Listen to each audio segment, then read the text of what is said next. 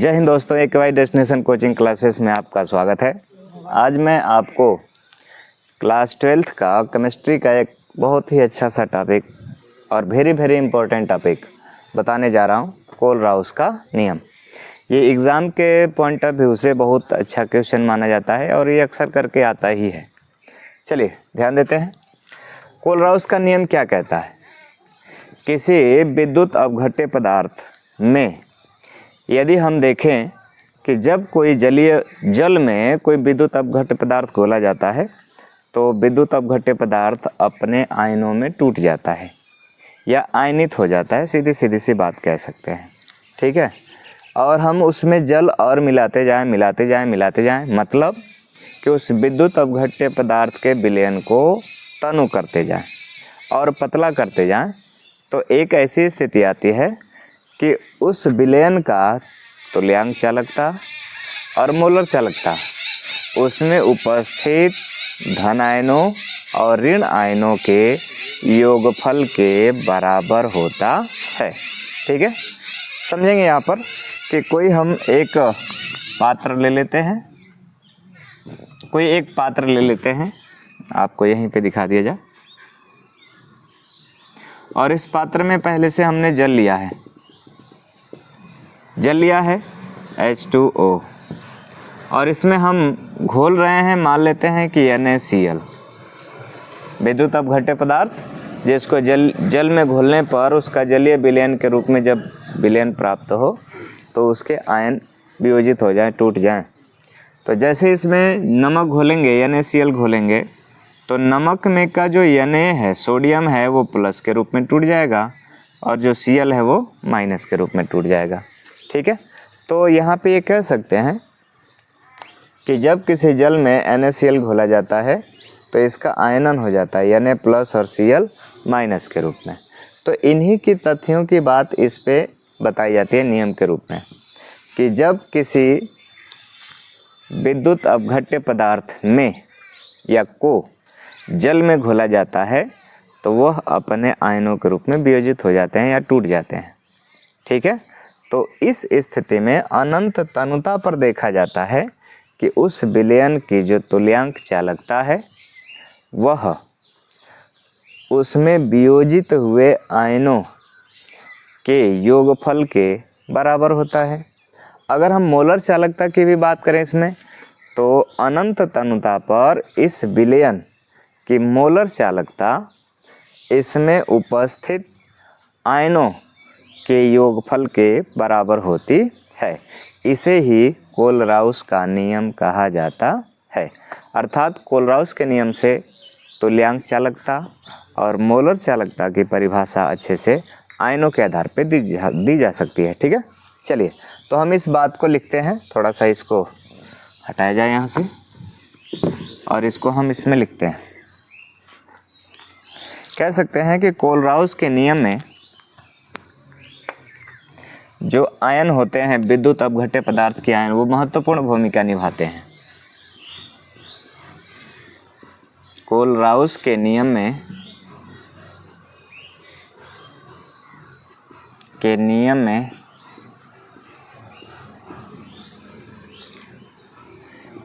किसी भी विद्युत अपघट्य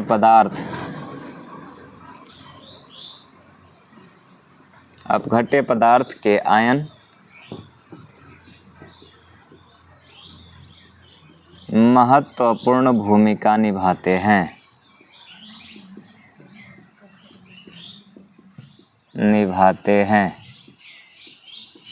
ठीक है, अब जो भी हम विद्युत अपघट्य पदार्थ घोलेंगे जल में, तो उसके जैसे ही वियोजन होंगे आयनों के रूप में, तो उन आयनों के साथ हम परिभाषा दे पाएंगे। अर्थात हम कह सकते हैं कि इस नियम के अनुसार, इस मतलब किस नियम के अनुसार? कोलराउस के नियम के अनुसार। इस नियम के अनुसार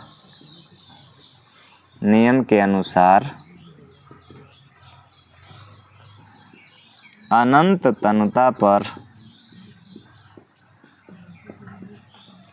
तनुता पर किसी विद्युत अपघट्य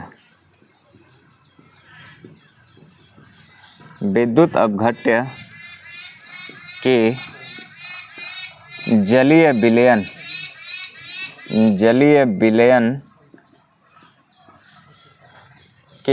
विलयन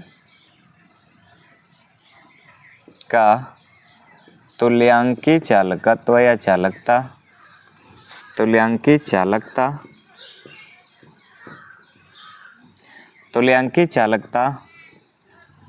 उस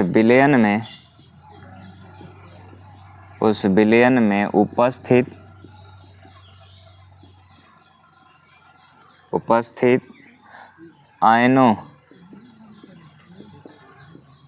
आयनों के तुल्यांक चालकत्व या चालकता के योगफल के बराबर होता है। ठीक है, जैसे हम कह सकते हैं यहाँ पर कि कोई विलयन हमने लिया है एक पात्र में और उस विलयन में हमने कोई विद्युत अपघट्य पदार्थ घोला हुआ है, तो उस पूरे विलयन का जो तुल्यांक चालकत्व की स्थिति देखी जाएगी उसके आयनों के तुल्यांक चालकत्व के योगफल के बराबर होगा।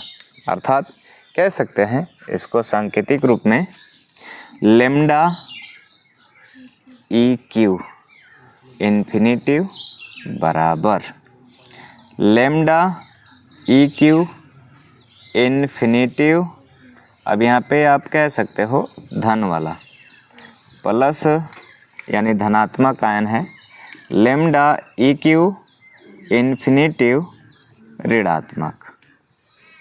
अर्थात अनंत तनुता पर अगर हम विद्युत अपघट्य किसी भी विलयन में घोलकर बनाए हुए हैं तो उस अपघट्य में उपस्थित जो भी आयन होंगे, धन आयन और ऋण आयन, उनकी अनंत तनुता पर जो चालकता होगी धन आयन और ऋण आयन की, उन दोनों का योगफल करेंगे तो हमें पूरे उस अपघट्य पदार्थ युक्त विलयन का जो तुल्यांकीय चालकता होगा वो अनंत तनुता पर तुल्यांकीय चालकता प्राप्त होगा। ठीक है, बात क्लियर हुई।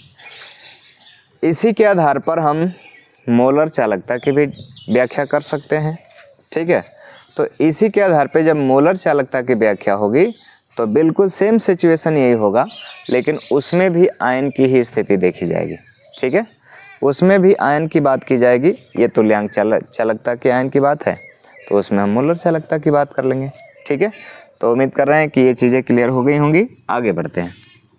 आगे मोलर चालकता के आधार पर इसकी परिभाषा दे देते हैं कि मोलर चालकता क्या होती है इसके आधार पर। तो मोलर चालकता की बात करेंगे तो कहेंगे इस नियम के अनुसार, इस नियम के अनुसार किसी विद्युत अपघट्य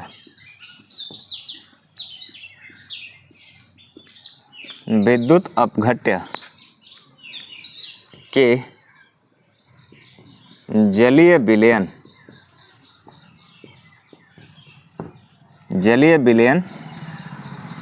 की मोलर चालकता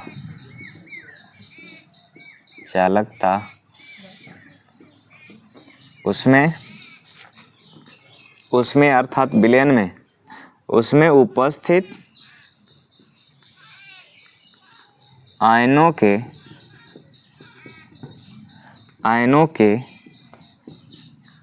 मोलर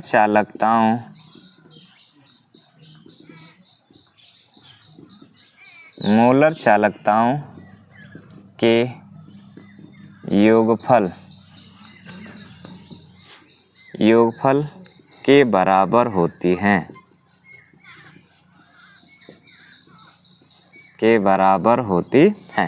इसमें मैं एक चीज छोड़ रहा हूं कि अनंत तनुता पर, तो आप चाहें तो यहाँ जोड़ सकते हैं अनंत तनुता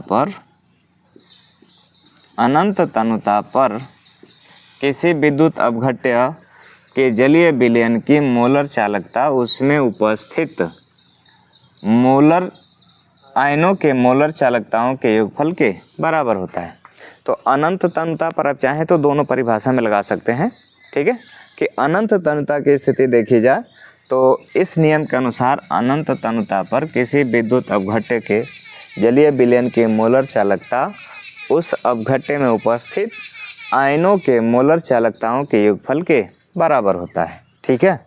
इसको सांकेतिक रूप से दिखा दिया जाए, लैम्डा यम इन्फिनिटिव, इन्फिनिटिव का अर्थ ही होता है अनंत तनुता, बराबर n plus lambda M infinity plus n minus lambda M infinity, ठीक है। बात क्लियर हुई कि अनंत तनुता पर देखा जाए तो यहाँ पर अनंत तनुता की स्थिति देखी जाए तो जो भी उस विद्युत अपघट्य विलयन का मोलर चालकता होगा उसमें उपस्थित धन आयन और ऋण आयन जो भी आयनों की चालकता होगी दोनों के योगफल का बराबर होगा, ठीक है। तो ये है कोलराउस के नियम। बात क्लियर हुई। उपरोक्त को ही कोलराउस का नियम कहा जाता है।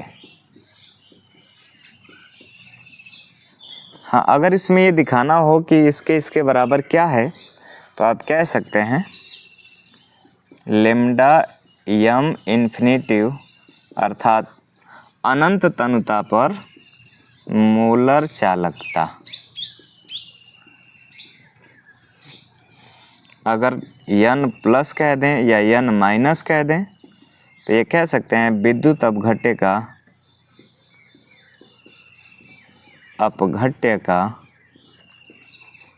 धनायन और इसको कह सकते हैं विद्युत अपघट्य का ऋण आयन, ठीक है। बात क्लियर हो गई। इन्फिनिटिव का अर्थ समझ रहे हैं आप, अनंत होता है, ठीक। तो ये है कोलराउस का नियम, ठीक। स्क्रीनशॉट कर लीजिए, आगे बढ़ते हैं। कोलराउस के नियम का अनुप्रयोग की बात करेंगे तो कोलराउस के नियम का अनुप्रयोग हमारे सामने यहाँ पे हेडिंग आप देख पा रहे होंगे। तो इस अनुप्रयोग की बात करेंगे तो कोलराउस के नियम का प्रयोग करके हम विभाज्यता की कोटि को आसानी से ज्ञात कर सकते हैं, ठीक है। कोलराउस के नियम का अनुप्रयोग करके हम विभाज्यता की कोटि को आसानी से ज्ञात कर सकते हैं। तो यहाँ लिखेंगे कोलराउस के नियम का प्रयोग करके हम विभाज्यता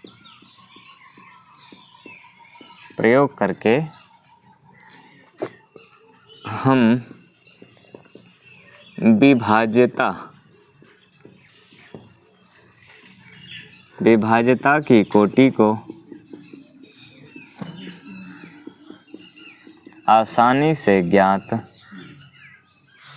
को आसानी से ज्ञात कर सकते हैं, ठीक है।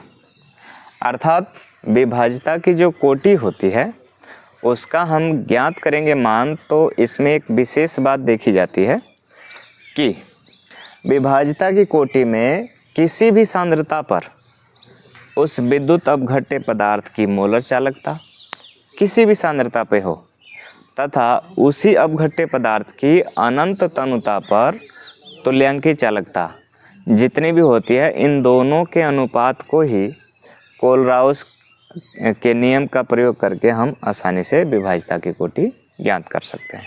जैसे किसी भी सांद्रता पर तो उसमें आयनों का जो भी स्थिति होगा उन दोनों का योगफल मोलर चालकता को व्यक्त करेगा, और अनंत तनुता पर भी उसमें जितने भी आयन आएंगे उनके आयनों का योगफल या आयनों के तुल्यांकी चालकता का योगफल, पूरे विलयन का तुल्यांक चालकत्व की बात होगी। तो दोनों का अनुपात करेंगे तो इससे ही हमको विभाज्यता की कोटि प्राप्त हो जाएगी, जैसे हम अल्फा से प्रदर्शित करते हैं। चलिए तो इसको व्यक्त करते हैं, विभाज्यता की कोटि विभाज्यता की कोटि। विभाज्यता की कोटि की बात करेंगे तो यहाँ पे लिखेंगे किसी भी सांद्रता पर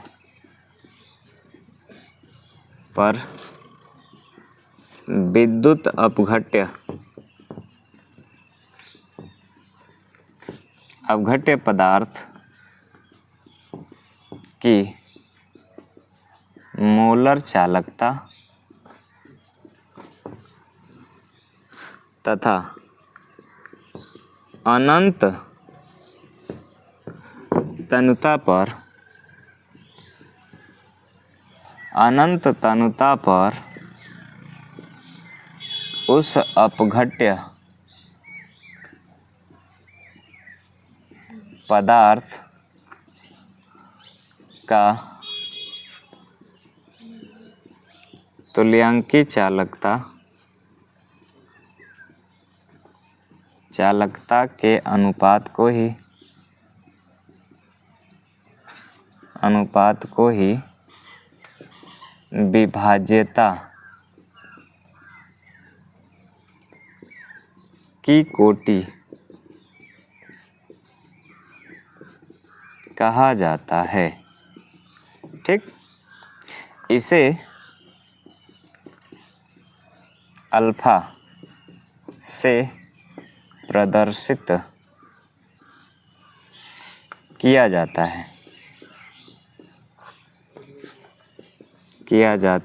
है अर्थात alpha equal to lambda M, और ये किसी भी सांद्रता पर है तो इसके ऊपर सी लग जाएगा, बटे में लेम्डा ई क्यू, और ये अनंत तनुता पर है तो यहाँ पे इन्फिनिटिव लग जाएगा।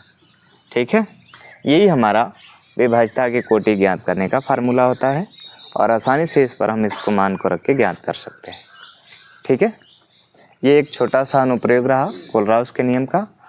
ठीक, उम्मीद करते हैं कि आपको समझ में आया होगा, स्क्रीनशॉट ले सकते हैं।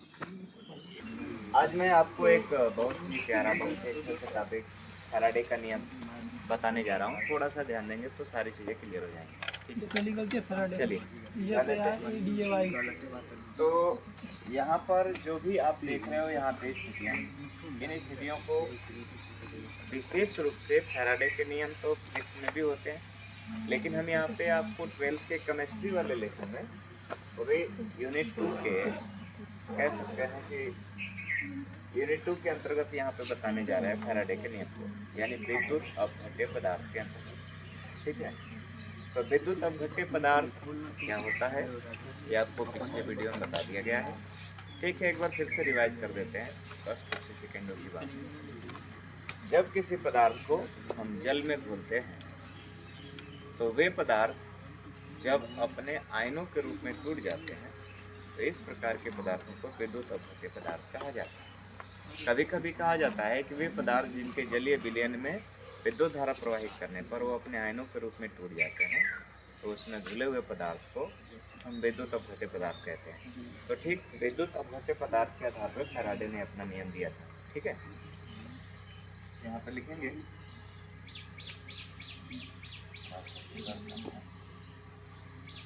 विद्युत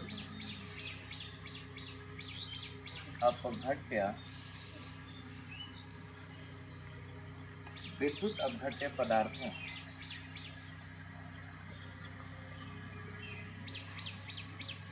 में फैराडे ने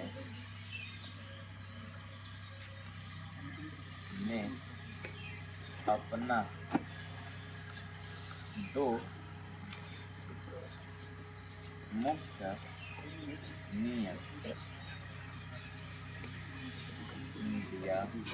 दिए थे। फैराडे नाम के जो वैज्ञानिक थे उन्होंने विद्युत अपघट्य पदार्थ के लिए अपने 2 मुख्य नियम दिए थे। ठीक है, खास तौर से वो 2 मुख्य नियम को पहला नियम और दूसरा नियम के नाम से जाना जाता है। तो हम बात करेंगे यहाँ पर फैराडे के प्रथम नियम में। फैराडे के प्रथम नियम या फैराडे का प्रथम नियम कह सकते हैं।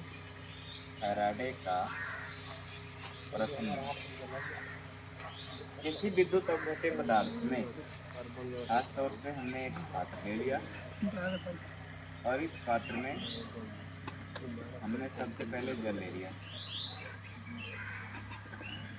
जल, और इसमें हमने 2 इलेक्ट्रोडों को रख दिया। 2 इलेक्ट्रोड,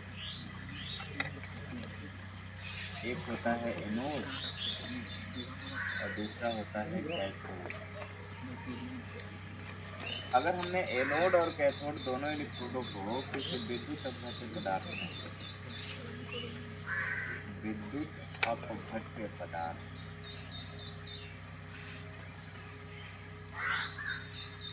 जब 2 इलेक्ट्रोडों को किसी विद्युत अपघट्य पदार्थ में रखा जाता है तो इसमें घुला हुआ जो भी विद्युत अपघट्य पदार्थ होता है वो अपने आयनों के रूप में विभाजित हो जाता है। ठीक है, अगर इसको हम बैटरी से या सेल से जोड़ दें तो भी स्थितियाँ बहुत तेज गति से होने लगती है आयनों की। ठीक है, तो फैराडे ने इसके आधार पर अपना प्रथम नियम दिया। जब यहाँ से अपघटन होता है तो कुछ इस पर अवक्षेप आ जाता है, कुछ इस पर अवक्षेप, थोड़ा इस पर अवक्षेप आ जाता है, इस पर, और कुछ अवक्षेप इस पर भी आ जाते हैं। अर्थात जो भी विद्युत अपघट्य पदार्थ है उसके द्रव्यमानों का स्थानांतरण होता है। ठीक है, तो जो जो अवक्षेप इलेक्ट्रोड और कैथोड पर इधर उधर स्थानांतरित होते हैं उसके आधार पर फैराडे ने अपना नियम दिया कि पहले नियम उन्होंने बताया कि जब हम किसी विद्युत अपघट्य पदार्थ के अंतर्गत इलेक्ट्रोडों को रखते हैं तो उस पूरे विद्युत अपघट्य पदार्थ में जो भी मात्राएं इलेक्ट्रोड या कैथोड पर जाकर जमा होती हैं वो उसमें प्रवाहित होने वाले आवेशों की मात्राओं के समानुपाती होती है। कि जितना भी द्रव्यमान एनोड या कैथोड पर जाकर जमा होता है, एकत्रित होता है या द्रव्यमानों का स्थानांतरण होता है तो वो उसमें प्रवाहित होने वाले आवेशों या आयनों की मात्राओं के समानुपाती होते हैं। यदि द्रव्यमान हमारा यम इधर उधर स्थानांतरित हो रहा है तो उस द्रव्यमान यम के समानुपाती होगा क्यू मतलब आवेश। ठीक है, जितना आवेश इधर उधर स्थानांतरित होगा उसी के अनुसार यहाँ पे द्रव्यमान भी स्थानांतरित होते हैं। क्योंकि यहाँ पे आवेश के स्थान पे आयन भी कह सकते हैं, कोई दिक्कत नहीं, क्योंकि आयनों का ही स्थानांतरण तो वहाँ पे आवेश की मात्रा को दी जाती है। तो यहाँ पे हम बताएंगे फैराडे का प्रथम नियम, तो कहेंगे इस नियम के अनुसार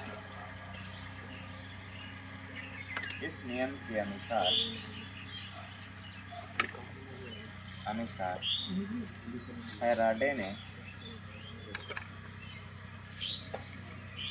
यह बताया कि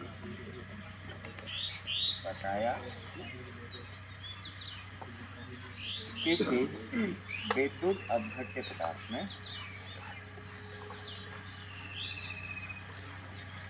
विद्युत अपघट्य पदार्थ के जलीय विलयन में जब 2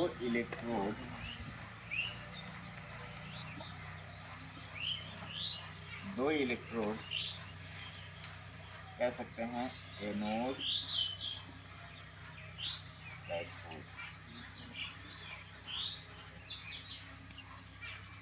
को डाला जाता है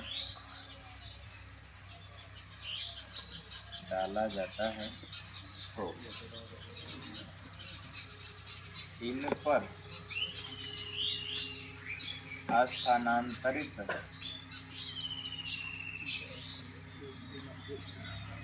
स्थानांतरित होने वाला द्रव्यमान स्थानांतरित होने वाला द्रव्यमान स्मॉल यम,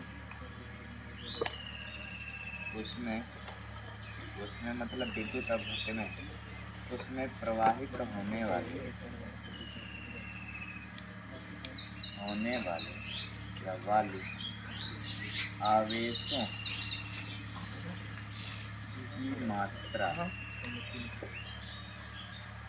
की मात्रा के समानुपाती होता है। एक आवेश अर्थात कह सकते हैं कैपिटल क्यू की मात्रा के समानुपाती होता है। अर्थात आप समझ सकते हैं कि किसी भी विद्युत अपघट्य पदार्थ में जब हम इलेक्ट्रोडों को डालते हैं अर्थात एनोड और कैथोड को डालते हैं तो उसमें जितना भी द्रव्यमानों का स्थानांतरण होता है, यानी कि जो मान लेते हैं विद्युत अपघट्य पदार्थ NaCl है, इसमें मान लेते हैं सपोज दैट तो Na प्लस के रूप में टूटेगा, Cl माइनस के रूप में। तो जो ये इधर उधर स्थानांतरित होकर एनोड और कैथोड पर जाकर जमा होंगे तो इनका जितना द्रव्यमान इधर उधर जाएगा इसमें प्रवाहित होने वाले आवेशों की मात्राओं के समानुपाती, अर्थात हम कह सकते हैं यम समानुपाती क्यू। समानुपाती के चिन्ह को हटाने के लिए हम एक विशेष नियतांक मानते हैं। यम समानुपाती क्यू को हम यहाँ पे समानुपाती का चिन्ह हटाएंगे तो यम बराबर जेड क्यू, क्योंकि कक्षा 10 से ही पढ़े होंगे या उससे भी पहले पढ़े होंगे, क्यू बराबर आई इंटू टी।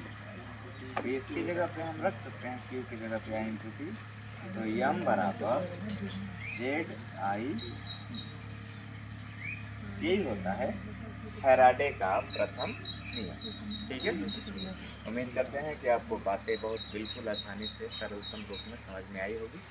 स्क्रीनशॉट ले सकते हैं और हम आगे बढ़ते हैं। फैराडे का द्वितीय नियम। फैराडे के द्वितीय नियम में फैराडे ने कुछ विशेष बातों को परीक्षण करके बताया। जैसे फैराडे ने कई पात्रों में विद्युत अपघट्य पदार्थ के घोल ले लिए और सभी पात्रों में समान मात्रा में विद्युत धारा प्रवाहित किया, बिल्कुल समान मात्रा में। जैसे मैं यहाँ पे चित्र बना के समझा दूँ आपको कि फैराडे ने ऐसे बहुत सारे विद्युत अपघट्य पदार्थ के घोल ले लिए।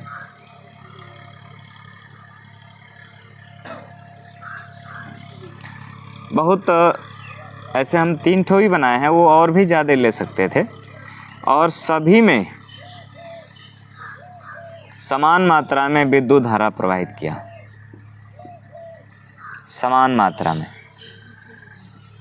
तो जब समान मात्रा में विद्युत धारा प्रवाहित किया गया फैराडे के अनुसार, तो इसमें ये देखा गया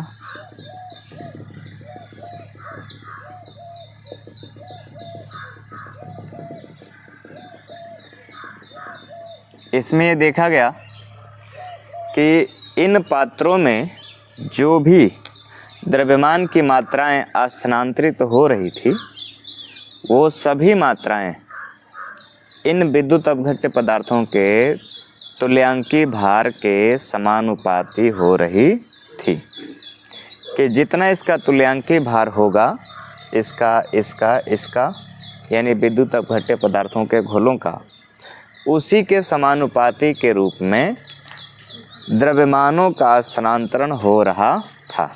ठीक है, अर्थात यहाँ पे तुल्यांकी भार की इसलिए बात की गई क्योंकि कई पात्रों में समान रूप से विद्युत धारा प्रवाहित की गई। तो समान रूप से जब विद्युत धारा प्रवाहित की गई तो सभी के जितने भी विद्युत अपघट्य पदार्थ के घोल थे यहाँ पर, सभी में ये देखा गया कि इसका जितना तुल्यांकी भार होगा, इसका जितना होगा, इसका जितना होगा, उसी के अनुपात में द्रव्यमानों का स्थानांतरण होता है। ठीक है, तो यहाँ पे हम बात करेंगे फैराडे के द्वितीय नियम में। इस नियम के अनुसार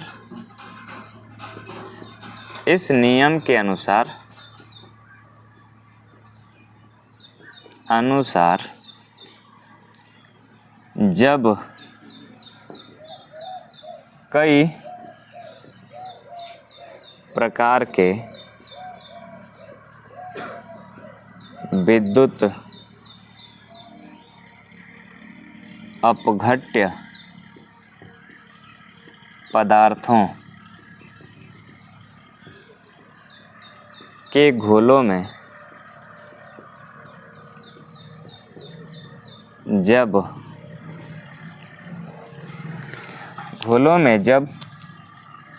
समान विद्युत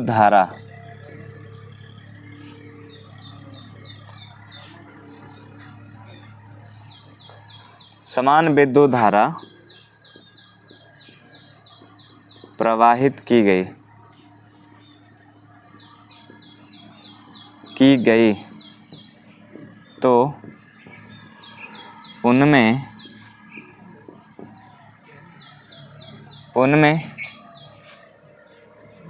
द्रव्यमान का स्थानांतरण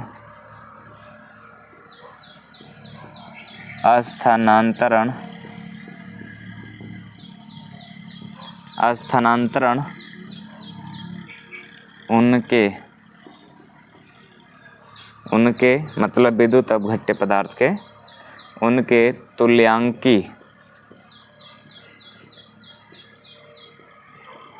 भारों के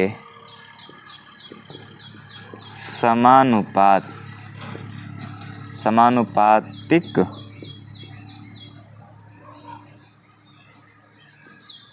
हो रहा था।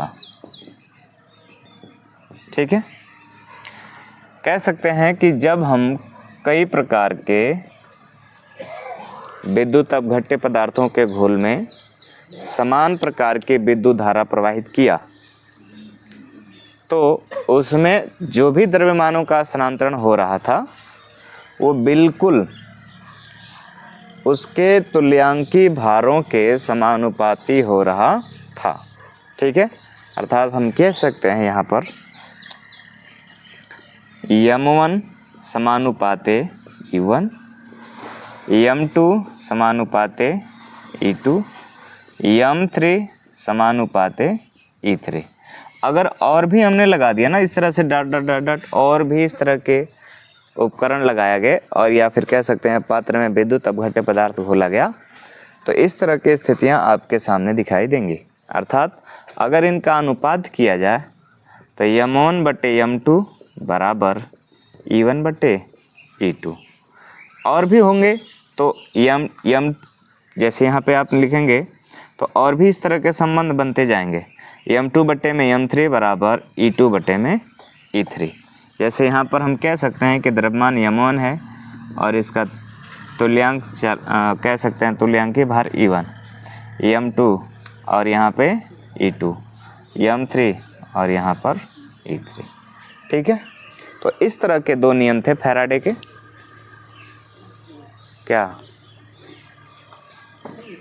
क्या हुआ? हाँ,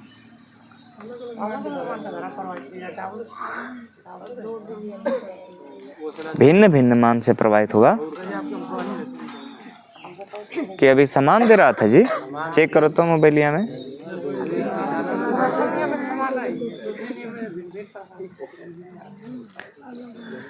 भिन्न भिन्न प्रकार का दिया है। लाई बन गए। नोट्स दिखाओ।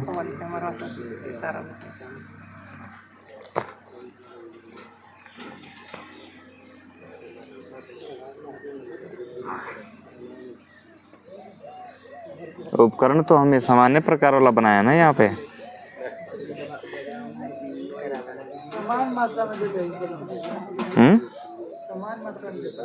वो हम देखने अबे देखने गूगल पर।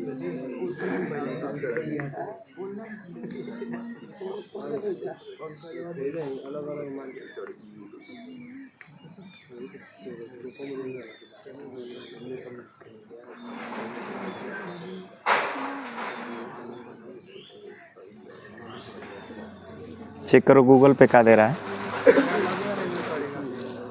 अलग अलग करेगा, कैसे जान गिला? चेक करो जी। समान मात्रा में तब फिर जब समान मात्रा में विभिन्न है विद्युत अपघट्य घोल रहेगा।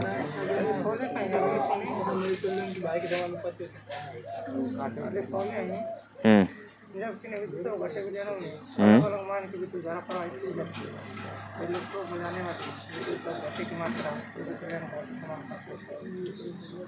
गूगलवा पे समान मात्रा में दे रहा है।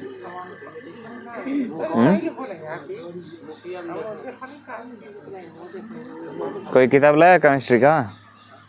हम नहीं लाते तो कोई नहीं लाता। किताबिया घर में रख के आ जाते हैं सब।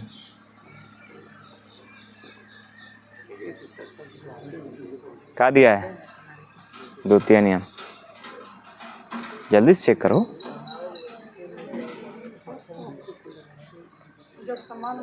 सामान्य मात्रा हम देखें, यही से हम नहीं बदले हैं।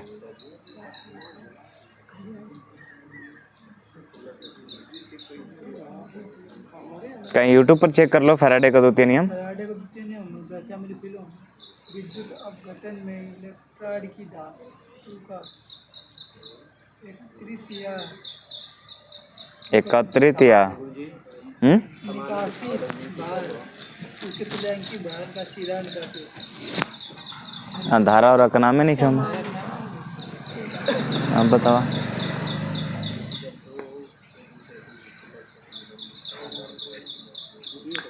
इसमें जो चित्र बना है उसमें धारा समान ही जाएगी सब में, इसलिए परिभाषा को मैंने ऐसे लिखा है।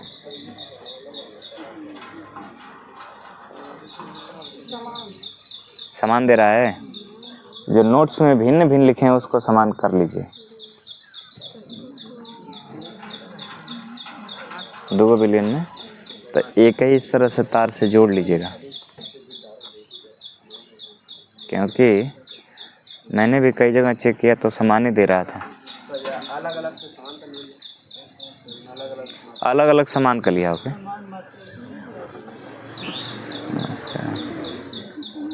समान कर लिया।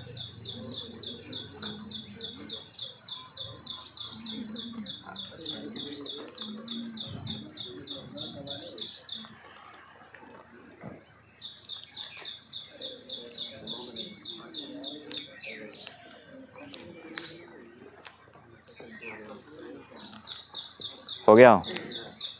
बोलिए। बन गया ना? इसमें बहुत बड़ी समस्या वाली बात नहीं है। अगर मैं पढ़ रहा था शायद मुझे ही उस समय कन्फ्यूजन हो गया होगा, समान की जगह भिन्न भिन्न लिखवा दिया होगा, या फिर जहाँ से तथ्य मुझे मिला होगा वहीं पे भिन्न भिन्न दिया रहा होगा। ये भी तो हो सकता है। जरूर थोड़ी है कि हर ज्ञान सत्य ही मिलेगा। किताबिया नहीं है ना, दिक्कत ही बा। किताबिया से तो क्लियर हो जाएगा, या तो किताबिया में कन्फ्यूजन छप गल हो गया। ये भी तो हो सकता है। क्या हो भैया? भिन्न भिन्न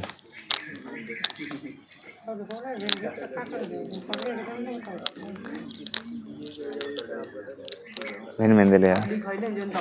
ओहो, अरे थोड़ा बहुत मिस्टेक हो सकता है। कपार पे चढ़ जीवा एकदम। हाँ हाँ हाँ, तो कमेंट में हम कहाँ गलत लिखते हैं, यहाँ तो सही लिखवा थे। कमेंट करा। अब पीडीएफ थोड़े तो दिले बनी कि पीडीएफ में का सर गलत हो गया ना हो। धारा की समान मात्रा के लिए ठीक हो सकता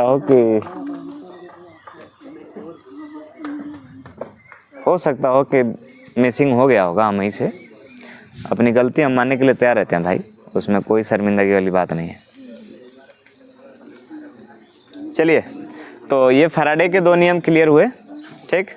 और एक और हेडिंग है विद्युत अपघटन। इस लेसन का लास्ट हेडिंग है विद्युत अपघटन, ठीक। चलिए,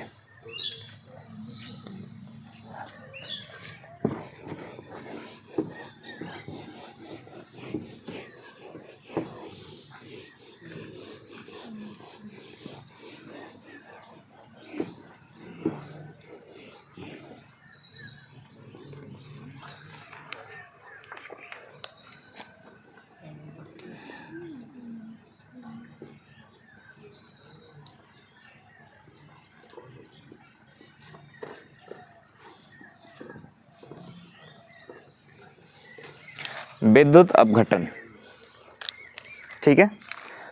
विद्युत अपघटन क्या होता है, यह कैसी क्रिया है, यह कैसे होता है, इन सारे बातों को आज हम यहाँ पे क्लियर करेंगे। चलिए, विद्युत अपघटन क्या होता है, ध्यान से समझेंगे कि जब हम किसी जल में कोई ऐसे पदार्थ को घोलें जिसके कारण वह पदार्थ अपने आयनों के रूप में टूट जाए, ठीक है। जैसे कह सकते हैं कि आप जब नमक को किसी जल में घोलोगे तो नमक का अपने आयनों के रूप में वियोजन हो जाता है, ठीक है। जैसे Na+ और Cl-। ये हमने एक पात्र ले लिया और इसमें हमने सबसे पहले जल भर लिया। सबसे पहले हमने इसमें जल भर लिया, जल, और ऊपर से हम जब इसमें नमक घोलने की बात करते हैं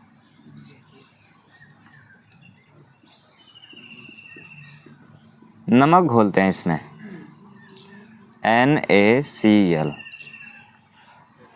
तो जल के अणु नमक के अणुओं को अपने अंदर घोलते ही कह सकते हैं कि वियोजित कर देते हैं या उसको तोड़ देते हैं या उसका आयनन कर देते हैं, तो वो अपने आयनों के रूप में टूट जाते हैं, ठीक। जैसे Na+ और Cl-, ये दो आयनों के रूप में इसके भाग बन गए। NaCl के दो आयन बन गए Na+ और Cl- के रूप में, ठीक है। इस पूरे पात्र में उपस्थित पदार्थ को विद्युत अपघट्य पदार्थ कह सकते हैं, परंतु जिस क्रिया के द्वारा ये अपने आयनों में टूट गया, इसी क्रिया को विद्युत अपघटन की अभिक्रिया कहा जाता है। अर्थात हम कह सकते हैं कि जब किसी जल में किसी विद्युत अपघट्य पदार्थ को घोला जाता है तो वह अपने आयनों के रूप में टूट जाता है या आयनित हो जाता है या वियोजित हो जाता है। तो इस प्रकार की क्रिया को विद्युत अपघटन की क्रिया कहा जाता है। NaCl ही नहीं, आप कोई भी विद्युत अपघट्य पदार्थ घोल दो, जैसे HCl भी घोल सकते हो, HCl घोल दो, ठीक। MgOH का होल ट्वाइस घोल दो। तो अगर आप जल में जब घोलोगे, CuSO4 घोल दो, H2SO4 घोल दो, जो भी आप जल में घोलोगे वो तुरंत आयनों के रूप में टूट जाएंगे। कहीं कहीं इसको बताया जाता है कि विद्युत धारा भी प्रवाहित करने पर ही आयनों के रूप में टूट जाता है। कोई बात नहीं, आप ऐसे भी कह सकते हो, जल में घुलने पर भी वो टूट जाते हैं। तो इस क्रिया को हम कहते हैं विद्युत अपघटन की क्रिया। बात क्लियर हुई? तो इस बात को हम समझाते हैं यहाँ पर आपको लिखकर। जब किसी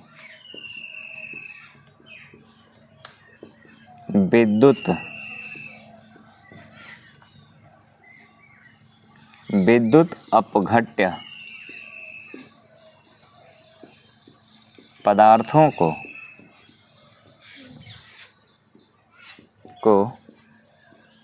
जल में घोला जाता है तो वे पदार्थ मतलब विद्युत अपघट्य पदार्थ, तो वे पदार्थ अपने आयनों के रूप में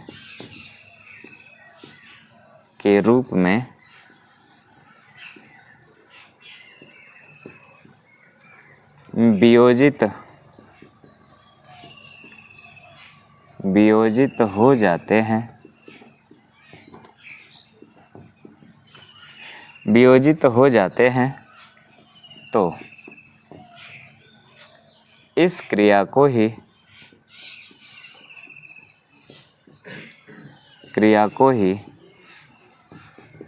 विद्युत अपघटन की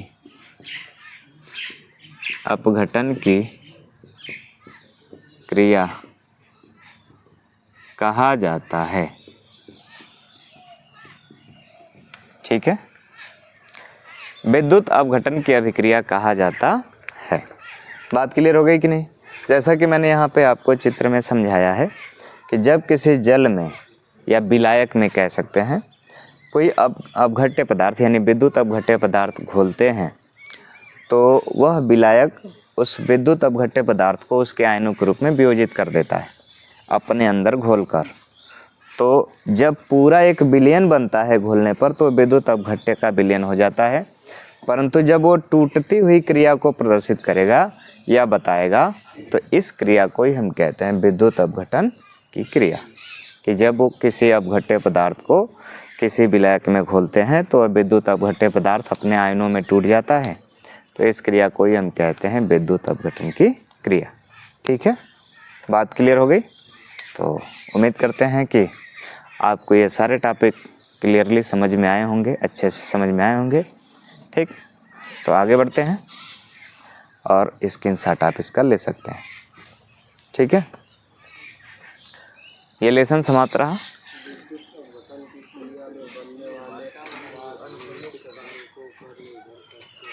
अच्छा, ये में दिया है।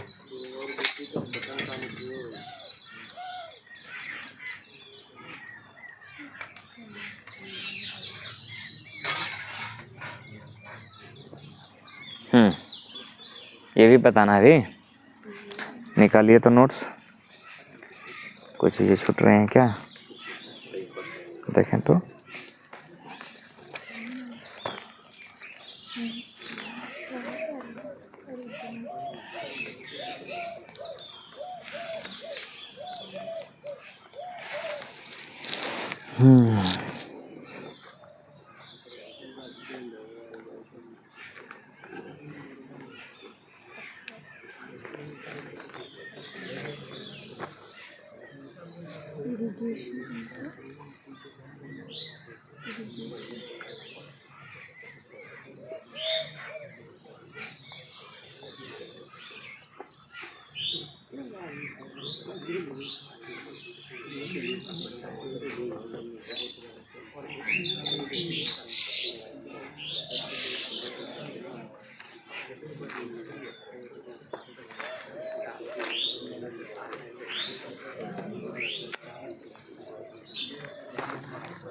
ऑक्सीकरण अपचयन की बात होगी ना हो।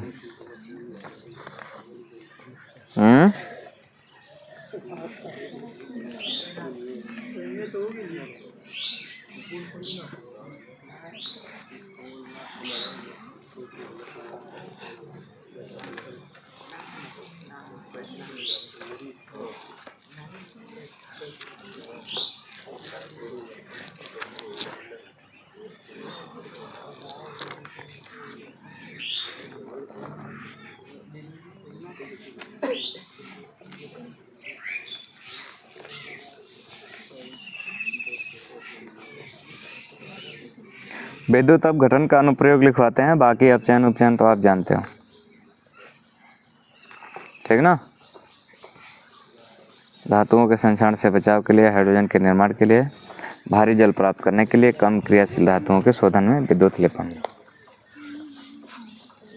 ये विद्युत अपघटन का अनुप्रयोग करा देते हैं, बाकी निर्माण वगैरह तो ऑक्सीकरण अपचयन है वो तो पहले से क्लियर है।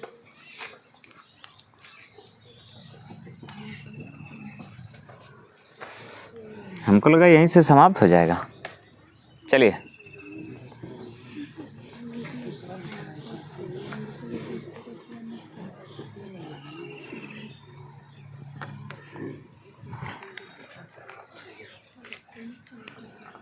विद्युत अपघटन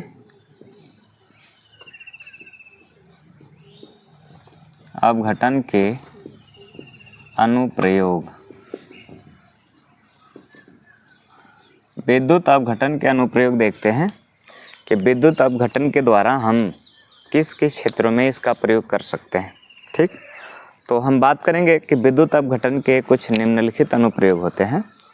जैसा कि अगर देखा जाए तो सबसे पहला ही अनुप्रयोग होता है कि जो अधिक क्रियाशील धातुएं हैं उनके संक्षारण से उन्हें बचाने के लिए विद्युत अपघटन का अनुप्रयोग किया जाता है। खास तौर से और कुछ बात करें तो हाइड्रोजन के निर्माण के लिए भी विद्युत अपघटन का अनुप्रयोग किया जाता है। और हम बात करें तो कह सकते हैं कि बहुत कम क्रियाशील धातुओं के शोधन में भी विद्युत अपघटन का अनुप्रयोग किया जाता है। ठीक है, तो विशेष रूप से एक और बात आ सकती है कि विद्युत लेपन में भी इसका अनुप्रयोग करते हैं, लेकिन खास तौर से कुछ विशेष इसके गुण होते हैं तो उन्हीं को लिखवा दिया जाता है। जैसे हम कहेंगे कि विद्युत अपघटन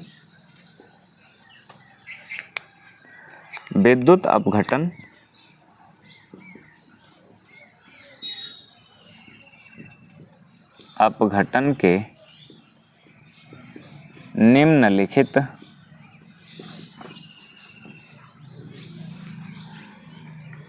निम्नलिखित अनुप्रयोग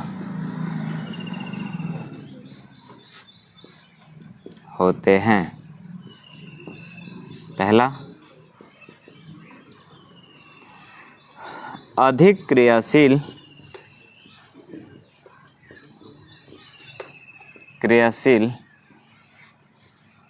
धातुओं को संक्षारण से बचाने के लिए, अधिक क्रियाशील धातुओं को संक्षारण से बचाने के लिए।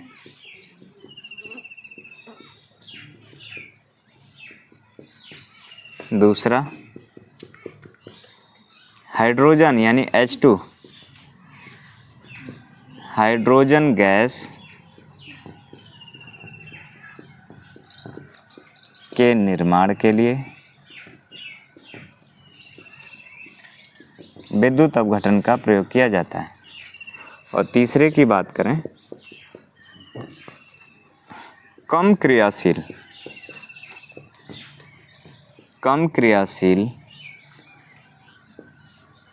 धातुओं के शोधन में विद्युत अपघटन का प्रयोग किया जाता है। और एक और कह सकते हैं विद्युत लेपन में